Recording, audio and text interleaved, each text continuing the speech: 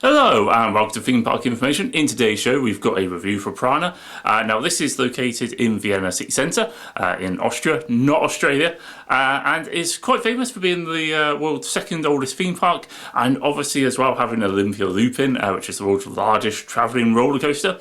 And I actually want to get straight into that as one of the points which kind of set me up for the park, I suppose, is I did think it'd be a really sort of temporary sort of like park which moved about. Maybe a lot of it disappeared as like the various rides and attractions were removed, whereas actually a lot of it was much more permanent than it kind of appeared. It was maybe a theme I was expecting, as the Olympia Looping, with that ride would disappear and then loads of other stuff around it would do. And in some ways it does still hold slightly true. The area around Olympia Looping very much looks really temporary and is what I kind of thought a lot of the park would look like, but it is just around that. And in fairness, it actually is a bit bad. They would either do really well to either make that ride permanent and just get rid of the fact it moves around, or replace it with something, because it takes up a really prominent position. And I just feel maybe they could do either or would be a really good option, especially for the long-term sort of like viewpoint of the park. So I say the park itself was actually very nice, very much similar sort of vibe to like sort of Blackpool Prater Beach or Groenland and stuff like that. Like a sort of nice place to be, very much easy to get to from the city centre.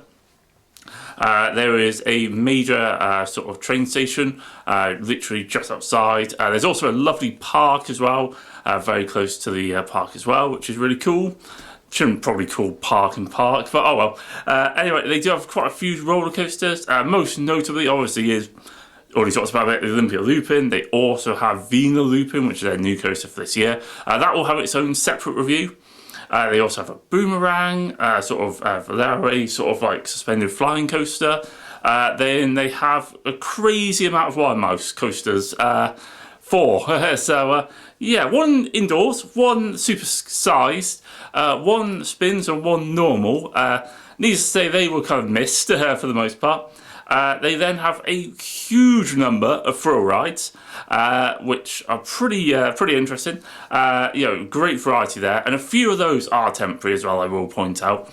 But most of them are very permanent, including their like Starflyer, for example.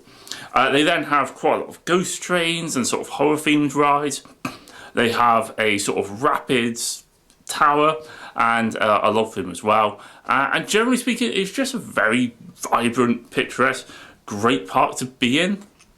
There is always something going on. There's always something to look and do. I will say, for a cost sort of thing, I think I'm going to divide it into two. If you were to actually live in the city, and you were to go there, like let's say at the weekend with a few of your friends, get some food, have a beer or two, go on a few rides, I think it's well worth it, really good pricing for that sort of stuff.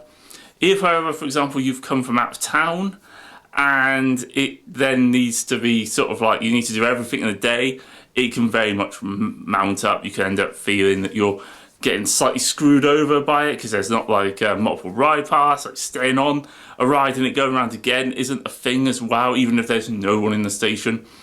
Kind of not a huge fan of that. I do also feel that the pricing, it's a bit interesting because there wasn't anything exorbitantly expensive, but at the same time it also is quite expensive because it just mounts up.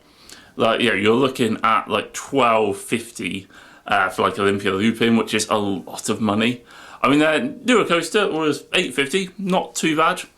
Like the boomerang was $7, not ideal. Their indoor roller coaster I think was $6. They have a very like sort of classic sort of wooden roller coaster, which was $4, which was very affordable. Appreciated that one. And yeah, it just had the sort of feeling where you're like, there's affordability there. You can definitely go to this park and have a really good time and not spend a crazy amount of money. But at the same time, if you went there and wanted to do absolutely everything, you are going to rack up some costs.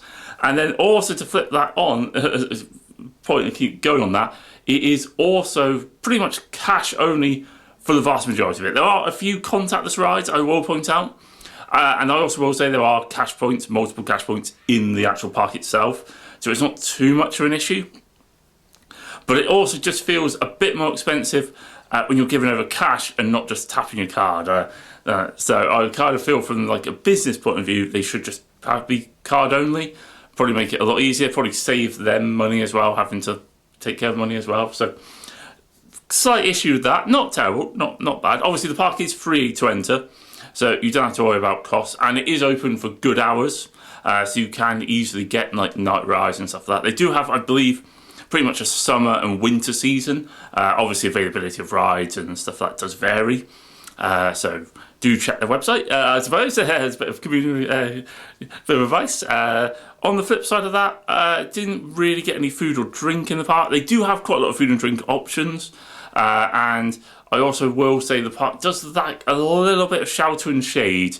Not to say it's barren, just tarmac, but it could do with a few more like just covers and just general things to, you know, just get out the sun or get out the rain and stuff like that. The park is well worth visiting. I will say again, I don't know if it's a good or bad thing, but obviously you can just walk into, for example, you can cut through the park, you can literally go in there, go on a ride, go home.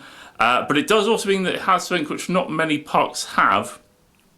And it's not a huge issue, but there are just bits of graffiti and stuff like that. And there is also a bit more of like a sort of police presence in the park, which you again also don't really get. But I also appreciate it makes sense. It is pretty much a free to enter the area. So obviously I get it. Is it worth visiting? Yeah, it's really cool. It has great vibes, great atmosphere. It's actually got quite a lot to do if you are able to, and it is generally a place I'm really happy to have visited because it is something very different and unique. Don't forget to like, comment and subscribe for more content. I'll catch you guys on the next one.